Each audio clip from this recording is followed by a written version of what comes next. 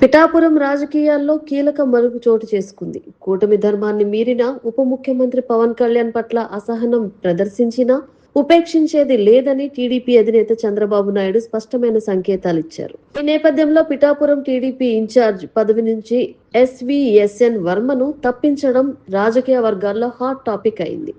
ఆంధ్రప్రదేశ్ రాజకీయాల్లో అత్యంత ప్రతిష్టాత్మక నియోజకవర్గమైన పిఠాపురంలో తెలుగుదేశం పార్టీ సంచలన నిర్ణయం తీసుకుంది. కొంతకాలంగా జనసేన నేతలతో, ముఖ్యంగా పవన్ కళ్యాణ్ వర్గీయులతో నిత్యం ఘర్షణ పడుతున్న టీడీపీ ఇన్ఛార్జ్ వర్మపై పార్టీ అధిష్టానం వేటు వేసింది. ఆయన్ని ఇన్ఛార్జ్ బాధ్యతల నుంచి తప్పిస్తూ నియోజకవర్గ పార్టీ వ్యవహారాల కోసం ముగ్గురితో ప్రత్యేక కమిటీని నియమించాలని చంద్రబాబు నిర్ణయించారు.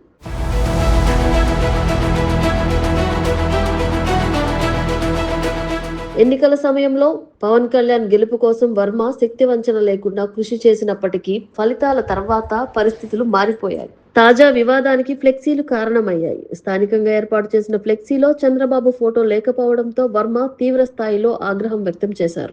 ఇది జనసేన కార్యకర్తలతో వాగ్వాదానికి, పరస్పర దాడులకు దారితీసింది. అధినేత మాట కోసం మౌనంగా ఉన్నాం, ఇకపై పరిస్థితి వేరేలా ఉంటుంది అంటూ వర్మ చేసిన ఆవేశపూరిత వ్యాఖ్యలు చంద్రబాబుకు ఆగ్రహం తెప్పించినట్లు తెలుస్తోంది.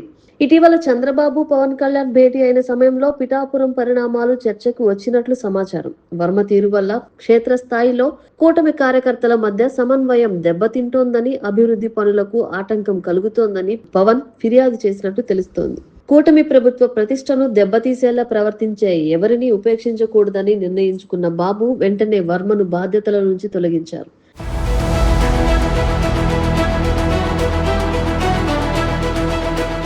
పార్టీ నిర్ణయం వెలువడిన తర్వాత వర్మ పిఠాపురం పార్టీ కార్యాలయంలో మీడియాతో మాట్లాడుతూ భావోద్వేగానికి లోనయ్యారు. పార్టీ నిర్ణయానికి కట్టుబడి ఉంటాను, పార్టీ బలోపేతం కోసం పనిచేస్తాను అని చెబుతూనే కన్నీరు పెట్టుకున్నారు. అయితే వర్మ అనుచరులు మాత్రం ఈ నిర్ణయంపై రగిలిపోతున్నారు. సీటు త్యాగం చేసి పవన్ ను గెలిపించిన వ్యక్తికి ఇచ్చే బహుమతి ఇదేనా అంటూ బాహాటంగానే విమర్శలు గుప్పిస్తున్నారు.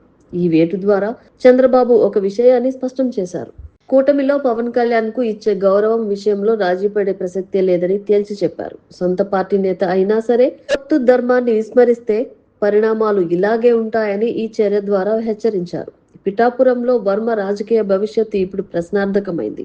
ఆయన కమిటీతో కలిసి పనిచేస్తారా లేక అసంతృప్త నేతగా మిగిలిపోతారా అన్నది వేచి చూడాలి.